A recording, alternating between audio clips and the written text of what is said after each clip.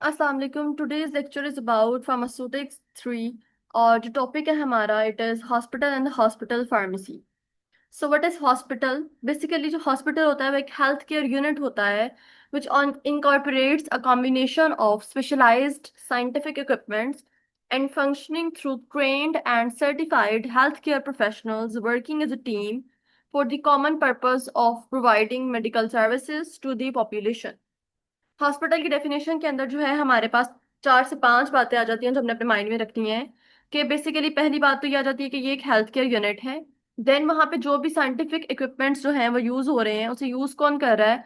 उसे वो लोग यूज कर रहे हैं, वो प्रोफेशनल्स यूज कर रहे हैं जो सर्टिफाइड हैं और ट्रेंड हैं अपने काम में, एक टीम के तौर पर काम करेंगे। और सबका जो है एक पर्पस होगा कि मेडिकल हमने जो है मेडिकल सर्विसेज टारगेट पॉपुलेशन को प्रोवाइड करनी है। नेक्स्ट आपके पास आता है hospital pharmacy. Hospital pharmacy is a department or services in a hospital responsible for the supply of medicine to hospital wards as well as the ambulatory patients.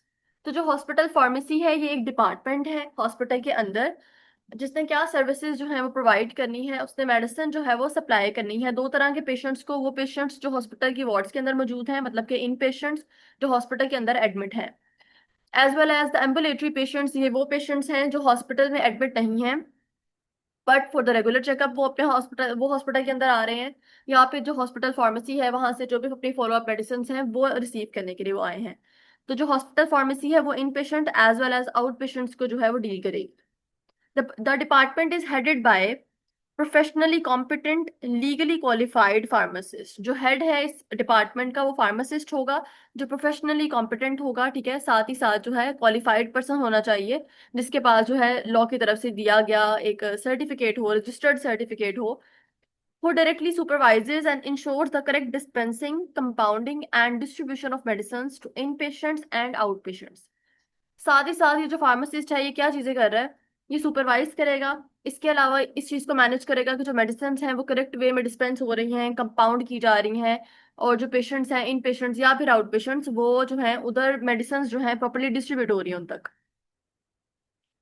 Next आपके पास AIIMS and objective आ जाते हैं hospital pharmacy के। जो एक hospital pharmacy है hospital के अंदर किन ऑब्जेक्टिव्स के ऊपर जो है वो काम कर रही है। सबसे पहले आता है to provide the quality assurance of manufactured, assembled and purchased pharmaceuticals। जो भी दवाइयाँ, जो भी फार्मास्यूटिकल जो चीज़ें हैं वो बनाई गई हैं या खरीदी गई हैं जहाँ से भी, उनकी जो क्वालिटी है उसे श्योर करना है कि हम जो चीज़ें पेशेंट को प्रोवाइड करेंगे वो क्वालिटी वाली चीज़ें होनी चाहिए।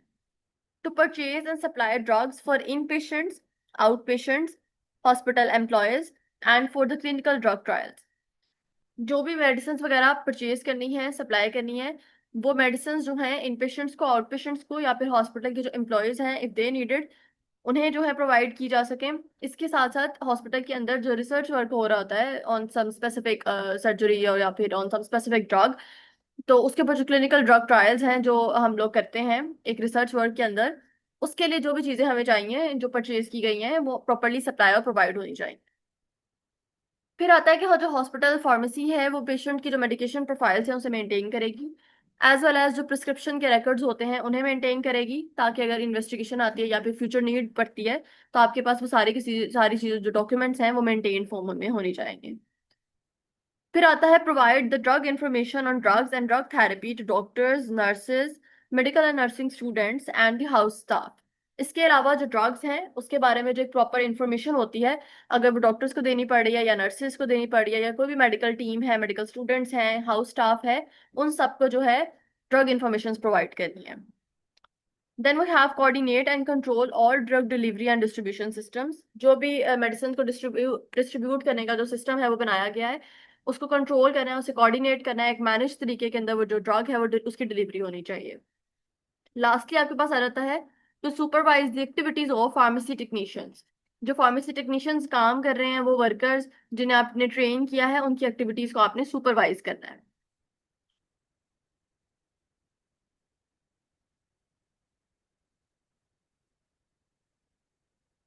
देन आता है आपके पास hospital and its organisations. Different hospitals have different management systems. In government hospitals, medical superintendent who is appointed by Ministry of Health manages the hospital. اگر تو ہم گورنمنٹ ہاسپٹلس کی بات کریں تو وہاں پر جو منسٹری آف ہیلتھ نے اپوائنٹ کیا گیا ہے میڈیکل سپرنٹینڈنٹ، وہ جو ہے وہ ساری چیزیں مینج کرے گا.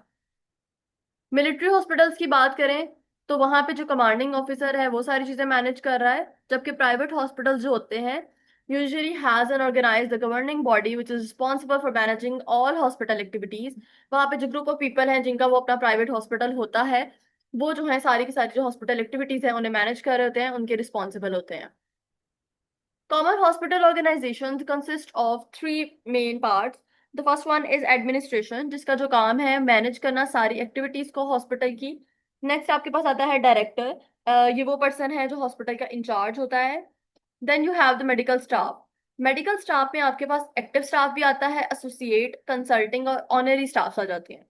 ایکٹیو اسٹاف کیا ہوتا ہے؟ آپ کے ڈاکٹرز، نرسز یا وہ لوگ جو پیشنٹ کے ساتھ ہیلتھ میں ڈائریکٹلی جو ہے اپنا پارٹ پلے کر رہے ہیں.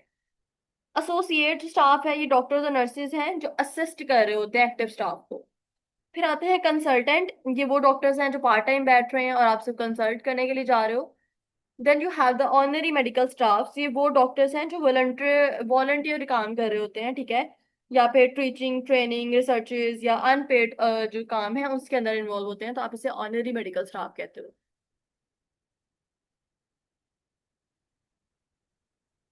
Classification of hospitals کیا ہیں؟ Classification hospitals may be classified in a number of ways. A hospital may fall into more than one group. Following is a general classification of hospitals. Hospitals usually are distinguished from other types of medical facilities by their ability to admit and care for inpatients, while the others often are described as clinics. Hospital اور clinic کے اندر جو basic difference ہوتا ہے وہ یہی ہوتا ہے کہ جو کلینکس ہیں وہ پیشنٹس کو ڈیل تو کر رہے ہیں but they don't have the ability کہ وہ پیشنٹس کو ایڈمٹ کر سکیں، جبکہ ہاسپٹل جو ہوتے ہیں اس بیسس پر ڈسٹنگوش کر سکتے ہیں آپ اسے کہ وہ جو پیشنٹس ہیں انہیں ایڈمٹ کرنے کی جو فیسلٹیز ہیں، میڈیکل فیسلٹیز، وہ پرووائڈ کرتے ہیں. تو ہمارے پاس سروس کی بیسس کے اوپر کلاسیفیکیشن آ جاتی ہے اور آنرشپ کی بیسس کے اوپر کلاسیفیکیشن آ جاتی ہے. جو پہلی کلاسیفیکیشن ہے وہ آپ کے پاس ہے سروس کی بیسس کے اوپر، جس میں جو فرسٹ ہاسپٹل ہے وہ آتا ہے general hospital.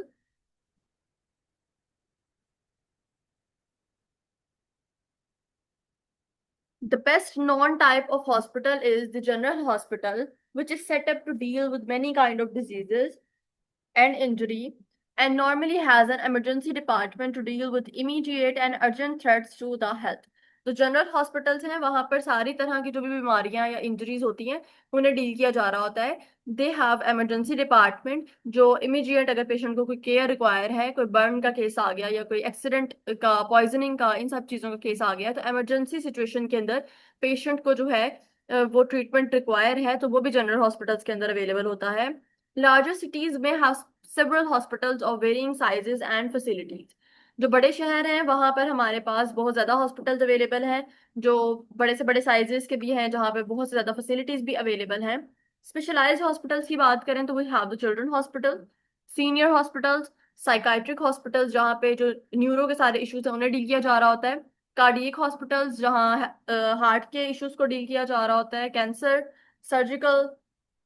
We have the trauma centers and rehabilitation hospitals. یہ سارے کے سارے آپ کے پاس اسپیشلائزڈ ہاسپٹلس کے اندر آ جاتے ہیں. A hospital may be a single building or number of buildings on a campus. Most hospitals are run on a non-profit basis by government or charities. ہمارے پاس جو ہاسپٹل ہے وہ ایک بلڈنگ پر بھی اویلیبل ہو سکتا ہے، ٹھیک ہے، یا پھر ایک کیمپس کے اوپر کنسسٹ کر سکتا ہے. اس کے علاوہ ہم بات کرتے ہیں کہ جو میجر ہاسپٹلس ہیں، بہت زیادہ ہاسپٹلس، وہ نان پروفٹ بیسس کے اوپر کام کر رہے ہوتے ہیں کہ گورنمنٹ اسے چلا رہی ہے یا چیریٹی بیسس کے اوپر وہ ہاسپٹل جو ہیں وہ چل رہے ہیں. ٹیچنگ ہاسپٹل آ جاتا ہے ہمارے پاس. It is one of the classification on the base of services.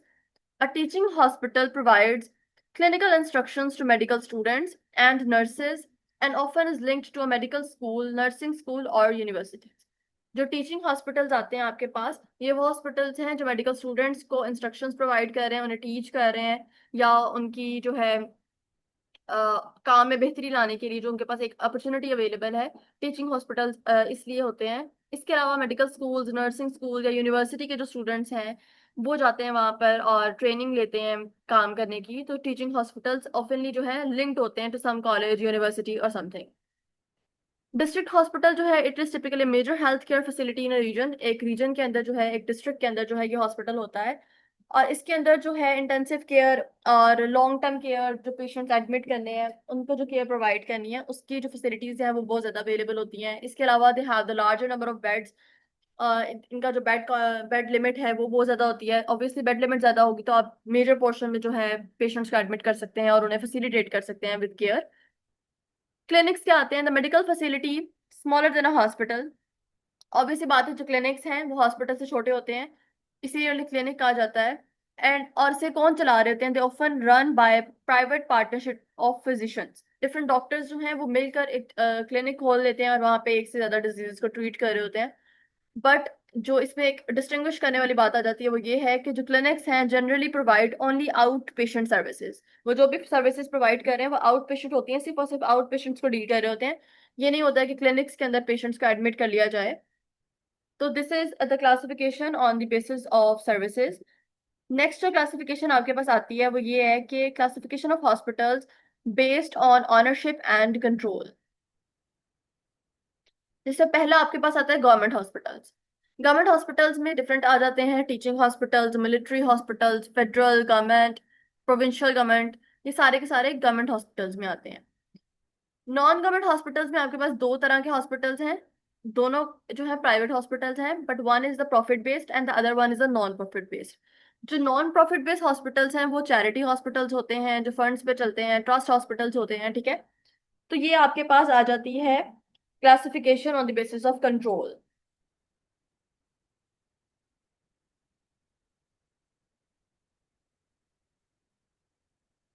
Clinical departments میں جو پہلا ڈپارٹمنٹ آپ بات کر رہے ہو کہ کلینکل ڈپارٹمنٹس کیا ہیں جو ہاسپٹل کے اندر اویلیبل ہیں. ہاسپٹلز میں very widely in services they offer and there for in the departments اور وارڈز دے ہیو. بہت سی سروسز ہیں جو ایک ہاسپٹل جو ہے وہ پرووائڈ کر رہا ہوتا ہے. اس بیسس کے اوپر ڈفرینٹ ڈپارٹمنٹس ہوتے ہیں, ڈفرینٹ وارڈز ہوتی ہیں ہاسپٹلس کے اندر. دے may have the acute services such as emergency departments یا پھر ٹراما سینٹرز, برن سینٹرز جس کے اندر فوراً جو ہے وہ ریکوائرمنٹ ہے ٹریٹمنٹ کی, سرجریز ہو گئی, ارجنٹ کیئر آ گئی. Most important and common clinical departments of hospital are listed بلو. اس میں جو پہلا ڈپارٹمنٹ آتا ہے وہ ہے سرجری کا department. This department deals with the removal or replacement of a diseased organ or tissue or removal of an organ for preventive purposes. We can say that this department deals with cutting the body open to remove a tumor or repair an injury. اب جو surgery کا department آپ کے پاس اس میں آپ کیا کر رہے ہو, اس میں آپ کوئی بھی جو ڈیزیزڈ آرگن ہے باڈی کے اندر اسے آپ یا تو ریموو کر رہے ہیں یا پھر بیٹر ون کے ساتھ ریپلیس کر رہے ہیں. ٹھیک ہے, یا پھر آپ سمپلی جو ہے اس آرگن کو بالکل ریپلیس ریموو کر دیتے ہیں. کس پرپز کے لیے؟ پریونٹیو پرپزز کے لیے, جس کے اندر آپ کے پاس ایک کامن سی ایگزامپل آ جاتی ہے اپینڈکس کی. ٹھیک ہے, اپینڈکس ہماری باڈی کے اندر جو آرگن ہوتا ہے اگر اس کے اندر کوئی انفیکشن ہو گیا ہے تو آپ اپینڈکس کو باڈی سے ریموو کر دیتے ہیں. obviously بات ہے پریونٹیو پرپزز کے لیے کہ یہ نہ ہو کہ زہر جو ہے یا جو انفیکشن ہے آپ کی باڈی کے اندر پھیل جائے اور ڈفرینٹ آرگنس کو ٹارگیٹ کرے, تو اپینڈکس جو ہے وہ سرجری کے ذریعے جو ہے ریموو کر دی جاتی ہے. اس کے علاوہ آپ کہہ سکتے ہو کہ اس کے اندر کیا ہے, باڈی میں کٹ کرنا ہے, انسین کرنی ہے, ٹیومر ہو گیا اسے آپ ریموو کر رہے ہو یا پھر کسی بھی انجری کو ریپیئر کر رہے ہیں اور دوبارہ جو ہے آپ باڈی جو میجر پارٹ آپ نے کٹ کیا تھا اسے آپ جو ہے اسٹیچز کے ذریعے دوبارہ ٹھیک کر سکتے ہیں. پھر آتا ہے آپ کے پاس گائنیکالوجی department. This department deals with the functions and diseases specific to women and girls.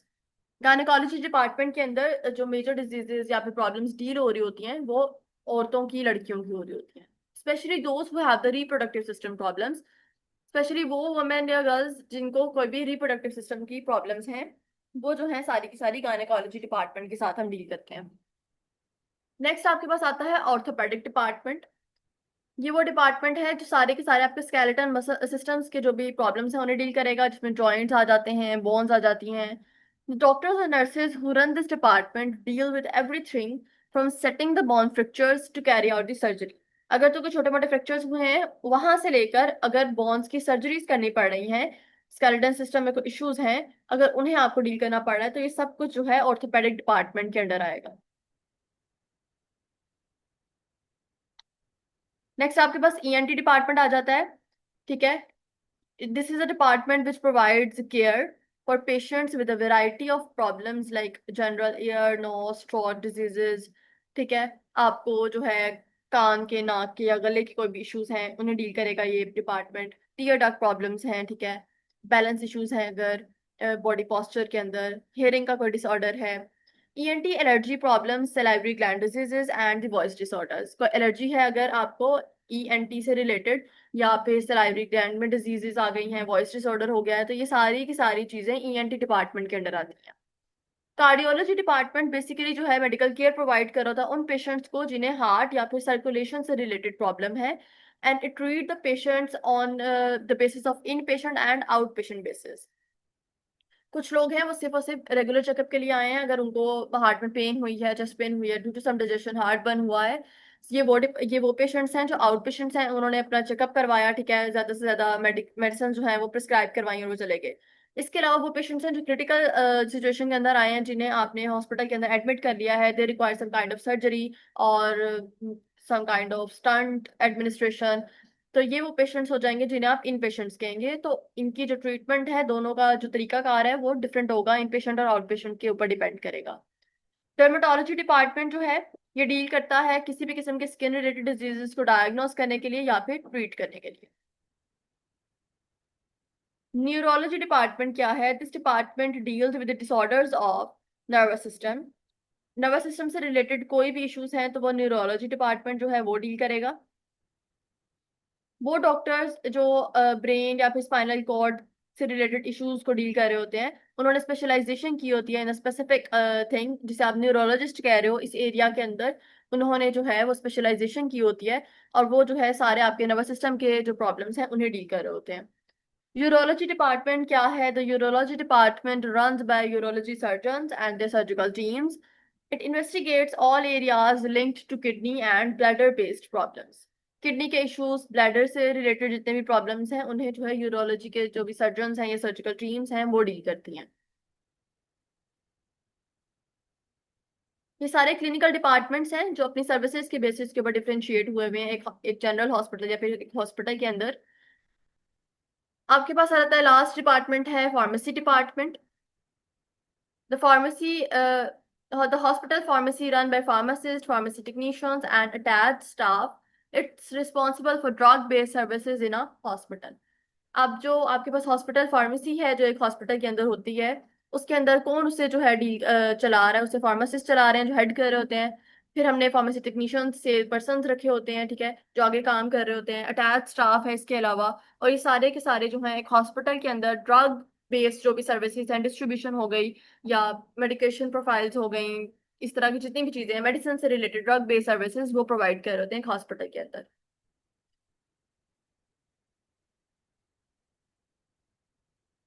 Next lecture के अंदर जो है हम लोग इंपॉर्टेंट हॉस्पिटल सर्विसेज, फार्मेसी का रोल इन अ हॉस्पिटल, और इसके अलावा जो है हॉस्पिटल फार्मेसी फॉर्मूलरी का जो है इंट्रोडक्शन जो है वो कवर करेंगे।